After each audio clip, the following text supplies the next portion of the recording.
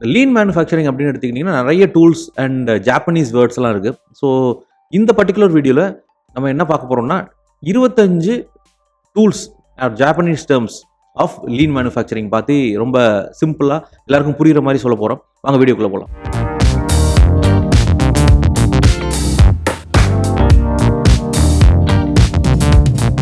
நான் உங்களோட அனந்த், உங்களோட trusted lean manufacturing implementation partner and welcome to kaizen club.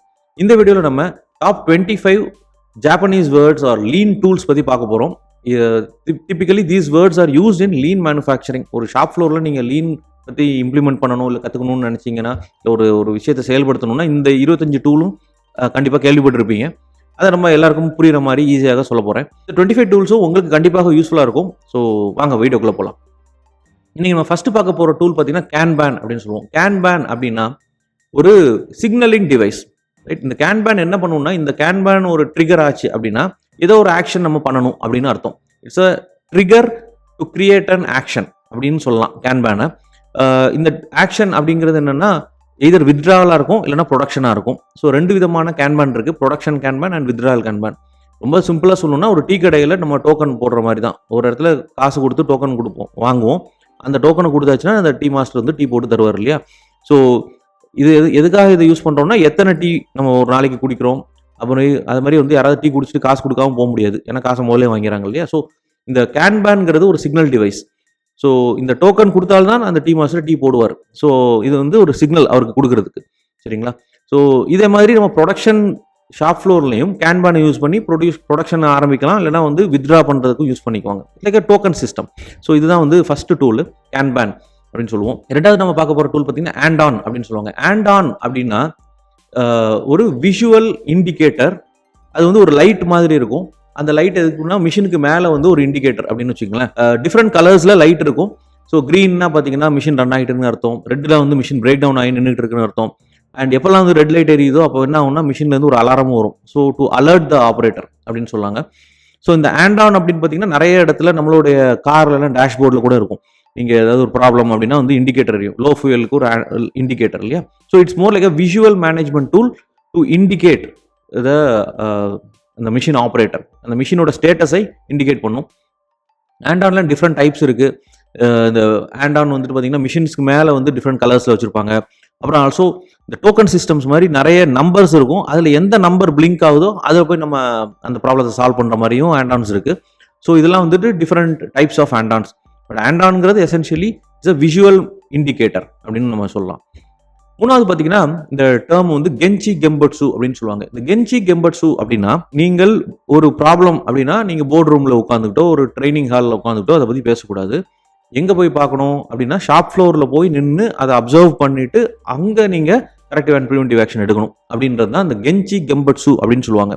So இந்த டெசிஷன் மேக்கிங் டீம் வந்து எங்கே போகணும்னா ஷாப் ஃப்ளோருக்கு போய் நின்று அந்த ப்ராப்ளத்தை அண்டர்ஸ்டாண்ட் பண்ணிட்டு அதுக்கப்புறம் உங்களுடைய சொல்யூஷனை நீங்கள் செயல்படுத்தணும் அப்படின்னு சொல்கிறது தான் இந்த கென்சி கெம்பட்சு. டிபிக்கலாக எதுக்காக சொல்லுவாங்கன்னா கெம்பா அப்படின்னு சொல்லுவோம் லீனில். கெம்பாங்க தான் பிளேஸ் ஆஃப் ஆக்ஷன். ஸோ அங்கே தான் வந்து நீங்கள் போய் ப்ராப்ளத்தை பார்த்து சால்வ் பண்ணணும். போர்ட் ரூம்லேயோ உங்களோட மீட்டிங் ரூமில் உட்காந்து டிஸ்கஸ் பண்ணக்கூடாதுன்னு சொல்கிறதுக்காக தான் இந்த டேர்ம் கென்சி கெம்பட்சு அப்படின்னு சொல்லுவாங்க. அடுத்தது பார்த்தீங்கன்னா ஹெய்ஜுங்கா. ஹெய்ஜுங்கா அப்படின்னா லோடு லெவலிங் அப்படின்னு சொல்லுவோம். உதாரணத்துக்கு ஒரு கம்பெனியில் ஒரு 4 டிஃப்ரெண்ட் ப்ராடக்ட்ஸ் இருக்குது அப்படின்னா, அண்ட் சேஞ்ச் ஓவர் டைம் ஜாஸ்தியாக இருந்ததுன்னா என்ன பண்ணுவாங்க, ஒரு எக்ஸாம்பிளுக்காக சொல்கிறேன். ஃபஸ்ட்டு வீக் ஃபுல்லாக ப்ராடக்ட் ஏ ஓட்டுவேன், அப்புறம் சேஞ்ச் ஓவர் பண்ணிவிட்டு ப்ராடக்ட் பி ஒரு வாரம் ஓட்டுவாங்க, அடுத்த இன்னொரு வாரம் சேஞ்ச் ஓவர் பண்ணிவிட்டு ப்ராடக்ட் சி, அப்புறம் இன்னொரு சேஞ்ச் ஓவர் முடிச்சு ப்ராடக்ட் டி. இப்படி பண்ணால் என்ன ஆகும்னா, ஒரே வாரத்தில் நம்ம மொத்தமாக ப்ராடக்ட் ஏ பண்ணுறோம், அடுத்த வாரம் மொத்தமாக ப்ராடக்ட் பி பண்ணுறோம், இப்படின்னு இருக்கும். ஸோ இதனால் ப்ராடக்ட் டி வந்து எனக்கு டிமாண்ட் இருந்ததுனாலும் என்னால் கொடுக்க முடியாது மார்க்கெட்டுக்கு.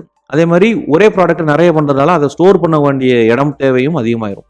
அதுக்கு பதிலாக நான் வந்து ஒரு நாள் ப்ராடக்ட் ஏ, அடுத்த நாள் ப்ராடக்ட் பி, அடுத்த நாள் ப்ராடக்ட் சி, அடுத்த நாள் டி, இப்படின்ற ரேஷோவில் சின்ன சின்ன லாட்டாக பண்ணால் எனக்கு கஸ்டமருக்கு தேவையும் இமீடியட்டாக பண்ண முடியும். அதே மாதிரி எனக்கு இட பற்றாக்குறையும் இருக்காது, இடமும் தேவையில்லை, ஏன்னா நிறைய ஸ்டாக் பண்ண மாட்டேன். இது பண்ணணும்னா என்ன பண்ண வேண்டியிருக்கும், சேஞ்ச் ஓவர் டைமை நான் வந்து குறைக்க வேண்டியிருக்கும். ஸோ சேஞ்ச் ஓவர் டைமை குறைச்சிட்டு நிறைய சேஞ்ச் ஓவர் போடுற மாதிரி இருக்கும். ஸோ ஒரு நாளும் நான் கஸ்டமர் தேவைக்காக நான் என்ன பண்ணலாம், தேவையான ப்ராடக்டை பண்ணலாம். அப்படிங்கிறது தான் அந்த லோடு லெவலிங் அப்படின்னு சொல்லுவாங்க, ஹெய்ஜுங்கா அப்படின்ற கான்செப்ட். இது வந்து ரொம்ப ஒரு முக்கியமான concept. when the company has multiple products and எல்லாமே பார்த்தீங்கன்னா மே டு ஸ்டாக் மாதிரியான ஒரு சுச்சுவேஷனில் இருந்ததுன்னா இந்த ஹெய்ஜுங்காங்கிறது ரொம்ப முக்கியமான டூலாக பார்க்குறோம். ஸோ அடுத்தது பார்த்தீங்கன்னா ஜிடோகா அப்படின்னு சொல்லுவாங்க. ஜிடோகா அப்படின்னா ஆட்டோனோமேஷன் அப்படின்னு சொல்லலாம். அதாவது building some intelligence into the machine. அதாவது மிஷினில் வந்து ஒரு ப்ராப்ளம் வந்ததுன்னா அதை அந்த மிஷினை டிடெக்ட் பண்ணிவிட்டு மிஷினை நிறுத்தணும், இல்லைன்னா ஒரு அலாரம் கொடுக்கணும். இதுதான் வந்து இந்த ஜிடோகான்னு சொல்லுவாங்க. ஓகேங்கிறது ஓரளவுக்கு என்ன சொல்கிறது ரிலேட்டடான கான்செப்ட் தான். இந்த ஜிடோகா அப்படிங்கிறது பார்த்தீங்கன்னா மிஷினுக்கு நம்ம ஒரு இன்டெலிஜென்ஸ் கொடுக்குறோம். ஒரு சென்சார்ஸ் வச்சோ இல்லைன்னா ஒரு கிராவிட்டி மூலமாகவோ ஒரு ப்ராப்ளம் வந்துச்சுன்னா மிஷின் நிறுத்தணும். அப்படி என்ன ஆகுதுன்னா உங்களுக்கு டிஃபெக்ட் ப்ரொடியூஸ் ஆகாது. டிஃபெக்ட் ப்ரொடியூஸ் ஆகலைன்னா உங்களுக்கு ரிஜெக்ஷனோ ரீஒர்க்கோ வராது. ஆட்டோமேட்டிக்காக நீங்கள் இன்ஸ்பெக்ஷனையும் குறைச்சிடலாம். ஸோ இதுதான் வந்து இந்த ஜிடோகா அப்படின்ற கான்செப்ட். அடுத்தது வந்து பார்த்தீங்கன்னா கைகாக்கு அப்படின்னு சொல்லுவாங்க. கைகாக்கு அப்படின்னா ஃபாஸ்டர் இம்ப்ளிமெண்டேஷன் ஆர் ஒன்று சொல்கிறது ஒரு சடன் ரேடிக்கல் சேஞ்ச். இதோட ஆக்சுவல் மீனிங் பார்த்தீங்கன்னா ரேடிக்கல் சேஞ்ச். கைசன் அப்படிங்கிறது பார்த்தீங்கன்னா ஜென்ரலாக இண்டஸ்ட்ரியில் பேசக்கூடிய வார்த்தை, அதனால தான் இதில் சேர்க்கல. கைசன்ங்கிறது எல்லாருக்கும் தெரிஞ்ச விஷயம். கண்டினியூஸ் இம்ப்ரூவ்மெண்ட் இல்லைனா ஸ்மால் இம்ப்ரூவ்மெண்ட் டன் கன்சிஸ்டன்ட்லி, இது வந்து கைசன்னு சொல்லுவாங்க. இந்த கைகாக்கு அப்படின்னா சடன் ரேடிக்கல் சேஞ்ச், ரைட்? அதாவது நீங்கள் ஒரு 3 daysல ஒரு பர்டிகுலர் லைனே போய் ஸ்டடி பண்ணிவிட்டு அதை ஃபுல் இம்ப்ளிமெண்டேஷன் கொண்டு வர்றது, ஒரு இம்ப்ரூவ்மெண்ட் பண்ணுறது, இதெல்லாமே பார்த்தீங்கன்னா கைகாக்குள்ள நம்ம கொண்டு வரலாம். ஸோ இது வந்து ஒரு ஜாப்பனீஸ் டேர்ம் அகைன். அடுத்தது பார்த்தீங்கன்னா கராக்குரி அப்படின்னா மெட்டீரியல் ஹேண்ட்லிங் சிஸ்டம்ஸ் இல்லை மெட்டீரியல் மூவ்மெண்ட் சிஸ்டம்ஸ். ஆனால் அதுக்கு வந்து பவர் இல்லாமல், அதாவது எலக்ட்ரிசிட்டியோட துணை இல்லாமல் கிராவிட்டி மூலமாக நான் எங்கெங்கெல்லாம் என்னோட மெட்டீரியலை ஃபீட் பண்ண முடியும், என்னுடைய லோ காஸ்ட் லோ எனர்ஜியில் டிரான்ஸ்போர்ட்டேஷன் மெட்டீரியல் ஹேண்ட்லிங் பண்ண முடியுமா அப்படின்றது தான் இந்த கராக்குரி சிஸ்டம்ஸ். மோஸ்ட்லி பார்த்தீங்கன்னா அந்த கிராவிட்டிலேயே வந்து மெட்டீரியல் கொண்டு வர்றது, ஒரு இடத்துல விழுந்தோன்னா அப்படியே அது கிராவிட்டிலேயே சரிக்கி ஒரு ஷூட் மாதிரி இருக்கும், அதில் போயிட்டு நெக்ஸ்ட் ஸ்டேஷனுக்கு போய் நின்று மெட்டீரியல். ஸோ இந்த மாதிரியான விஷயங்கள் பண்ணுறது அந்த கராக்குரி அப்படின்னு சொல்லுவாங்க. நிறைய வீடியோஸ் வந்து கராக்குரி வந்து யூடியூப்ல இருக்கு, நீங்கள் செக் பண்ணி பார்க்கலாம். அடுத்தது பார்த்தீங்கன்னா ஹோஷின் கண்ட்ரி அப்படின்னு சொல்லுவாங்க. ஹோஷின் கண்ட்ரிங்கிறது பாலிசி டிப்ளாய்மெண்ட். இங்கிலீஷில் நம்ம அதை வந்து யூஸ் பண்ணுற வேர்டு வந்து பாலிசி டிப்ளாய்மெண்ட் அப்படின்னு சொல்லுவாங்க. கம்பெனியுடைய கோல்ஸ், ரைட்? அந்த கோல்ஸு விஷன் அப்புறம் வந்து என்னென்ன ஆக்டிவிட்டி பண்ணுங்கிறத கம்பெனியில் உள்ள எல்லா எம்ப்ளாயீஸ், ரெலவெண்ட்டான எம்ப்ளாயீஸ் எல்லாருக்கும் அதை ஷேர் பண்ணக்கூடிய ஒரு பாலிசி டிப்ளாய்மெண்ட் ஃப்ரேம் ஒர்க் தான் இந்த ஹோஷின் கண்ட்ரி அப்படின்னு சொல்லுவாங்க. ஸோ இந்த டாப் டவுனு பாட்டம் அப் அப்ரோச்லாம் இருக்கு இல்லையா, அது வந்து இந்த மேனேஜ்மெண்ட்லேருந்து நெக்ஸ்ட் லெவல் பீப்புளுக்கு டாப் டவுன் அப்படின்னா அந்த ஹோஷின் கண்ட்ரி மூலமாக இந்த உங்களோட கம்பெனியோட விஷன் மிஷனு அப்புறம் வந்து அப்ஜெக்டிவ்ஸ் அண்ட் கீ ரிசல்ட்ஸ் இந்த மாதிரியான விஷயங்களை டிரைவ் பண்ணுறது பேர் தான் இந்த ஹோஷின் கண்ட்ரி. அடுத்தது பார்த்தீங்கன்னா இஷிகாவா டயக்ராம். இந்த இஷிகாவா டயக்ராம்ங்கிறது ஃபிஷ் போன் டயக்ராம்னு சொல்லுவாங்க, இல்லைன்னா root cause diagram, root cause analysis அப்படின்னு சொல்லுவோம். இது வந்து நம்மளுடைய 7 QC டூல்ஸில் ஒரு பார்ட்டாகவும் இருக்குது. காஸ் அண்ட் எஃபெக்ட் டயக்ராம்னு சொல்லுவோம் இல்லையா, அதுவும் வந்து காஸ் அண்ட் எஃபெக்ட் டயக்ராம்னு இதை சொல்லலாம். இது வந்து கண்டுபிடித்தவர் பேர் இஷிகாவா, அதனால வந்து அவர் பேரே வச்சுருக்காங்க இஷிகாவா டயக்ராம்னு. ஸோ ஒரு ப்ராப்ளம் எடுத்துகிட்டு அது எங்கேருந்து வருது, மேன் பவர் காரணமா, மிஷினரி காரணமா, மெத்தடா, மெஷர்மெண்ட்டா அப்படின்னு நம்ம இன்டெப்த்தாக அனலைஸ் பண்ணுறதுக்கு இந்த இஷிகாவா டயக்ராம் யூஸ்ஃபுல்லாக இருக்கும். அடுத்தது நம்ம பார்க்க போகிற டேர்ம் பார்த்தீங்கன்னா ஒபேயா. ஒபேயா அப்படிங்கிறது என்னென்னா ஒரு ஷாப் ஃப்ளோர்லேயே ஒரு சின்ன ஒரு பார்ட்டிஷன் மாதிரி பண்ணியிருப்பாங்க. அதில் எல்லா பேராமீட்டர்ஸும் டிஸ்பிளே பண்ணியிருப்பாங்க. இந்த லீன் விஷயமாக இல்லை 5S விஷயமாக எல்லா விஷயமும் அந்த இடத்துல டிஸ்பிளே பண்ணியிருப்பாங்க. அந்த இடத்துல தான் வந்து முக்கியமான டிஸ்கஷன்ஸ்லாம் நடக்கும். நம்ம அப்போ கென்ஷி கம்போட்ஸில் என்ன சொன்னோம்னா ஷாப் ஃப்ளோரில் போய் பார்க்கணும்னு சொன்னோம் இல்லையா. ஸோ ஷாப் ஃப்ளோரில் வச்சு டிஸ்கஸ் பண்ணுறதுக்குன்னு ஒரு சின்ன இடம் கொடுத்துருப்பாங்க, அதுதான் இந்த ஒபேயா. இந்த ஒபேயாவில் பார்த்தீங்கன்னா எல்லா கிரிட்டிக்கல் பேராமீட்டர்ஸும் லைவாக சார்ட்டில் மார்க் பண்ணியிருக்கும். ஸோ இன்கேஸ் நீங்கள் ஏதாவது ஒரு ப்ராப்ளம் பற்றி பேசுகிறீங்கன்னா அந்த ப்ராப்ளம் போய் அங்கே கெம்பாவில் போய் பார்த்துட்டு அந்த பக்கத்துலேயே டிஸ்கஸ் பண்ணுறதுக்கு மேபி இடம் இருக்காது, ஏன்னா நிறைய மிஷின்ஸ் இருக்கும், நாய்ஸ் ஜாஸ்தியாக இருக்கலாம். குயிக்காக நீங்கள் வந்து ஷாப் ஃப்ளோரில் ஒரு சின்ன இடம் மாதிரி இருக்கும், லைக் ஒரு ஸ்டாண்டிங் பிளேஸ் மாதிரி இருக்கும், நடுவில் ஒரு டேபிள் இருக்கும். அந்த இடத்துல நின்று எல்லா சீனியர் டீமோ இல்லைனா மேனேஜர்ஸ்லாம் வந்து நின்று ப்ராப்ளத்தை டிஸ்கஸ் பண்ணி அனலைஸ் பண்ணுற இடம் பேர் தான் ஒபேயா, ரைட்? ஸோ இது வந்து நிறைய ஜாப்பனீஸ் கம்பெனிஸில் வச்சுருப்பாங்க. அந்த ஷாப் ஃப்ளோர்லேயே ஒரு கார்னர் ஒபேயா ஏரியா அப்படின்னு போட்டு வச்சுருப்பாங்க. ஸோ இதுதான் வந்து இந்த 10th டூல். அடுத்தது நம்ம பார்க்க போகிறது இந்த யாமாசூமி சார்ட் அப்படின்னு சொல்லுவாங்க. இந்த யாமாசூமி சார்ட் அப்படின்னா என்னென்னா நம்மளுடைய ப்ராசஸில் உள்ள ஒரு ஆக்டிவிட்டியோட சைக்கிள் டைம்ஸு, அதோட பிரேக்கப்ஸ், ஃபார் எக்ஸாம்பிள் வேல்யூடட் நான் வேல்யூடட் ஆக்டிவிட்டி, இது எல்லாத்தையும் நம்ம ஒரு பார் சார்ட் மாதிரி டிஸ்பிளே பண்ணாதான் அது பேர் யாமாசூமி சார்ட்னு அர்த்தம். இந்த யாமாசூமி சார்ட்டோடைய முக்கியத்துவம் என்ன அப்படின்னு பார்த்தீங்கன்னா எந்தெந்த விஷயங்கள் பாட்டிலுக்கு, அதில் எந்தெந்த விஷயங்கள்ல நம்ம NVS ஜாஸ்தியாக இருக்குது, அதை எப்படி நம்ம சால்வ் பண்ணலாங்கிறத ஒரு பிக்டோரியலாக ரெப்ரசன்ட் பண்ணும் யாமாசூமி சார்ட். அது வந்து 11th டூல். அடுத்தது பார்த்தீங்கன்னா நெமாவாஷி அப்படின்னு சொல்லுவாங்க. நெமாவாஷி அப்படின்னா ஜாப்பனீஸில் இது எதுக்காக சொல்கிறாங்கன்னா, ஒரு புது ப்ராஜெக்டை நம்ம செயல்படுத்தும் போது அந்த ப்ராஜெக்டை பற்றியான இம்பார்ட்டண்ட்டான டிஸ்கஷன்ஸு, அதோடைய கான்செப்ட் என்ன, என்ன பண்ண போகிறோங்கிறத நம்ம அந்த ரெலவெண்ட்டான டீம்ஸ் கிட்ட முதல்லயே நம்ம பேசி, அதை ஒரு ப்ரீ அப்ரூவல் மாதிரி, அதாவது பில்டிங் கன்சென்சஸ் அப்படின்னா என்னென்னா, எல்லாருடைய ஒத்துழைப்பும் இருந்தால்தான் அந்த ப்ராஜெக்ட் வெற்றி பெறும் இல்லையா? அதுக்கு முதல்லயே என்ன பண்ணுவாங்க, அந்த ப்ராஜெக்டை பற்றியான முக்கியமான டீட்டெயில்ஸ் எல்லாம் வந்து அந்த டீமோட ஷேர் பண்ணி, அவங்கள ஒன்று கூடி வச்சு, அவங்களுக்கு இந்த ப்ராஜெக்டோட அவேர்னஸ் எல்லாம் கொடுத்து இந்த கன்சென்சஸை பில்டு பண்ணுவாங்க.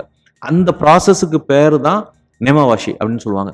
ஸோ இது பண்ணும்போது தான் என்ன ஆகும், கம்பெனியில் உள்ள எல்லாரும் அந்த விஷயத்தை பற்றி தெரியும்.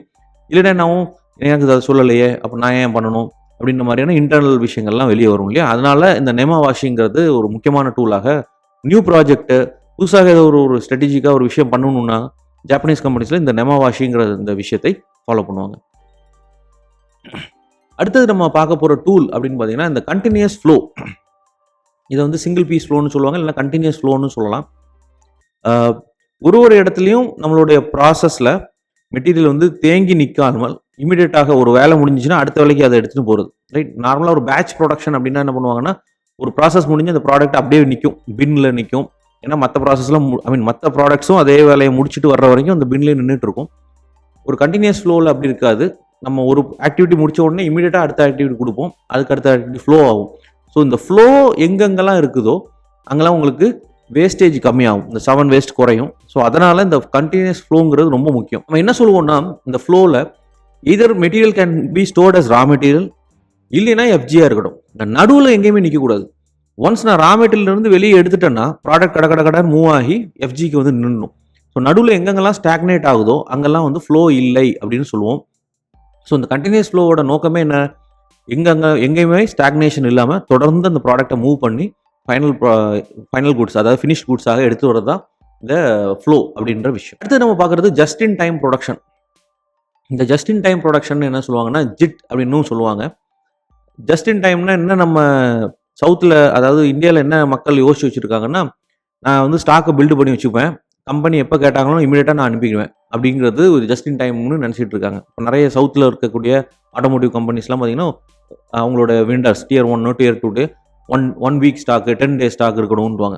அப்போது என்ன அர்த்தம், 10 நாளுக்கு தேவையான ஸ்டாக் இருக்குது, எப்போ கேட்டாலும் உடனே கொடுத்துடலாம் அப்படின்ற மாதிரி. இது ஜஸ்ட் இன் டைமான்னு கேட்டிங்கன்னா தியரிட்டிக்கலி மேபி, பட் ஆக்சுவலாக பார்த்தீங்கன்னா இது ஜஸ்ட் இன் டைம் கிடையாது. நம்ம என்ன பண்ணுறோம், ஸ்டாக்கை பில்டு பண்ணி வச்சுருக்கிறோம், கரெக்டுங்களா? ஜஸ்ட் இன் டைம்னா என்னென்னா, எனக்கு எப்போ தேவையோ அதை நான் அப்போ தான் ப்ரொடியூஸ் பண்ணணும். எப்போ இது நடக்கும் அப்படின்னு பார்த்தீங்கன்னா, ஒரு கண்டினியூஸ் ஃப்ளோ ப்ரொடக்ஷனாக இருந்து ப்ராடக்ட்டு நல்ல குவாலிட்டியில் வந்து சேஞ்ச் ஓவர் டைம் நல்லா கம்மியாக இருந்து, ரைட்? இதெல்லாம் நம்ம பண்ணால் தான் ஜஸ்ட் இன் டைமாக அச்சீவ் பண்ண முடியும். அதாவது கஸ்டமர் எப்போ கேட்குறாங்களோ அதுக்கு அப்போ தான் வந்து கரெக்டாக பண்ணணும். நம்ம தோசை மாதிரி சுட சுட பிளேட்டுக்கு வந்துடணும் அப்படிங்கிறது தான் just in time production. So உங்களுக்கு பார்த்தீங்கன்னா சேஞ்ச் ஓவர் டைம் கம்மியாக இருக்கணும், டிஃபெக்ட் இல்லாமல் இருக்கணும், ரைட்? ரிடண்டன்ட் ஆக்டிவிட்டி, இந்த 7 வேஸ்ட் எல்லாம் குறைச்சி கடன்னு ஃபாஸ்ட்டாக ப்ரொடக்ஷன் பண்ணி அப்போவே கஸ்டமர் கொடுக்குறது தான் ஜஸ்ட் இன் டைம் ப்ரொடக்ஷன் சொல்லுவோம். ஓகே, நம்ம அடுத்து பார்க்க போகிற டூல் பார்த்தீங்கன்னா OEE, ஓவரால் எக்யூப்மெண்ட் எஃபெக்டிவ்னஸ் அப்படின்னு சொல்லுவோம். இந்த ஓவரால் எக்யூப்மெண்ட் எஃபெக்டிவ்னஸ்னால் ஒரு மிஷினை நம்ம எவ்வளோ எஃபெக்டிவாக யூஸ் பண்ணிக்கிட்டு இருக்கோம் அப்படின்றது தான் இந்த OEE. ரொம்ப சிம்பிளாக சொல்லணும்னா இது வந்து நம்ம கால்குலேட் பண்ணுறதுக்கு 3 பேராமீட்டர் வேணும். ஒன்று பார்த்தீங்கன்னா அவைலபிலிட்டி, அடுத்தது பெர்ஃபார்மன்ஸு, அடுத்தது குவாலிட்டி. அவைலபிலிட்டிங்கிறது என்கிட்ட எவ்வளோ நேரம் அந்த இருக்குது ஒரு ஷிஃப்ட்டுக்கு, அதில் நான் எவ்வளோ நேரம் அந்த மிஷினை ரன் பண்ணேன், அதாவது machine running time divided by total time. இதில் பார்த்தீங்கன்னா சேஞ்ச் ஓவர் டைம் குறைஞ்சிரும், பிரேக் டவுன் இருந்தால் குறைஞ்சிரும், வேறு ஸ்மால் ஸ்டாப்பேஜஸ் இருந்தால் போயிடும், அதெல்லாம் போயிட்டு ஆக்சுவலாக மிஷினை எவ்வளோ நேரம் நான் ஓடிருக்கேன் அப்படின்றது ஃபஸ்ட்டு அவைலபிலிட்டின்ற பாயிண்ட்டு. அடுத்த பாயிண்ட்டு இந்த பெர்ஃபார்மன்ஸுன்னு அந்த ஓடுன டைமில் அந்த மிஷின் வந்து எனக்கு வந்து 200 ப்ராடக்ட் தந்துருக்கணும்னு வச்சுக்கோங்களேன். ஸோ அந்த ரன் பண்ண ஹவரில் எனக்கு 200 பீசஸ் வந்திருக்கணும், ஆனால் 180 தான் வந்திருக்கு. அப்படின்னா அர்த்தம் ஒரு 20 பீசஸ் அங்கேயே ஷார்ட்டேஜ் ஆகிடுச்சு, பெர்ஃபார்மன்ஸு கம்மியாக இருக்குது. ஸோ 180 டிவைடட் பை 200 அது பெர்ஃபார்மன்ஸுன்ற பேராமீட்டர். அந்த 180 பண்ணதுலேயே எனக்கு ஒரு 10 பீசஸ் ரிஜெக்டட் அப்படின்னா 170 தான் ஓகே. 170 டிவைடட் பை 180 அதுதான் quality. So availability, performance, quality, இந்த 3 பேராமீட்டரையும் நம்ம மல்டிப்ளை பண்ணி பார்த்தா நமக்கு என்ன கிடைக்கும் பார்த்தீங்கன்னா OEEன்னு சொல்லுவாங்க. அதுதான் அந்த மிஷினை நம்ம எஃபெக்டிவாக எவ்வளோ தூரம் யூட்டிலைஸ் பண்ணியிருக்கோம் அப்படின்றதுக்கான நம்பர். இந்த OEEங்கிறது டிபிஎம்மில் ஒரு முக்கியமான பார்ட்டாக நம்ம பண்ணுவோம். கிரிட்டிக்கல் மிஷின்ஸ்க்கெல்லாம் இதை பண்ணால் நல்லது, ரைட்? மிஷின்ஸ்க்கு முதல்ல பாருங்கள், எந்த மிஷின் உங்களுக்கு கிரிட்டிக்கலோ அந்த மிஷினுக்கு OEE பண்ணால் கால்குலேட் பண்ணி பாருங்கள். ஒரு 80 to 90 இருந்தாலே ரொம்ப பெரிய விஷயம். நான் நார்மலாக நிறைய ஸ்மால் அண்ட் மீடியம் சைஸ் கம்பெனிஸில் பார்த்தீங்கன்னா 50-60% இருக்கும், சில கம்பெனியில் இன்னும் கம்மியாக கூட இருக்கும் OEE. 80 is a good number globally அப்படின்னு வச்சுக்கலாம். ஸோ இந்த பர்டிகுலர் வீடியோவில் நம்ம மொத்தமாக ப்ராடாக காமிச்சிருக்கிறோம். எங்களோட லீன் மாஸ்டர் கோர்ஸ் அப்படின்னு இருக்குது, அந்த மாஸ்டர் கோர்ஸில் வந்து இந்த ஒரு டூலையும் இன்டெப்த்தாக கூட நம்ம சொல்லியிருக்கோம். ஸோ அது உங்களுக்கு வேணும்னா எங்களோட அந்த டிஸ்கிரிப்ஷனில் அந்த கோர்ஸோட லிங்க் கொடுத்துருக்கேன். ஸோ அதை நீங்கள் செக் அவுட் பண்ணி பார்க்கலாம். If you are interested in learning more about manufacturing management, அதாவது ஷாப் ஃப்ளோர் மேனேஜ்மெண்ட்டுக்கு தேவையான விஷயங்கள் கற்றுக்கணும்னு நினச்சிங்கன்னா MLP மேனுஃபேக்சரிங் லீடர்ஷிப் ப்ரோக்ராம்னு ஒரு ப்ரோக்ராம் இருக்குது, அதையும் நீங்கள் செக் அவுட் பண்ணி பார்க்கலாம். அதோட லிங்க்கும் டிஸ்கிரிப்ஷனில் இருக்குது. ஸோ இந்த வீடியோ உங்களுக்கு கண்டிப்பாக பிடிச்சிருக்கும்னு நினைக்கிறேன். உங்களுடைய friends and contacts who are interested in joining manufacturing companies, இல்லை already working in manufacturing companies அப்படின்னா அவங்களுக்கு இந்த வீடியோ அனுப்பி விடுங்க. இந்த 25 டூல்ஸும் கண்டிப்பாக உங்களுக்கு தேவைப்படும். So thank you very much for வாட்சிங். உங்களை அடுத்த வீடியோவில் பார்க்குறேன். See you. Bye-bye.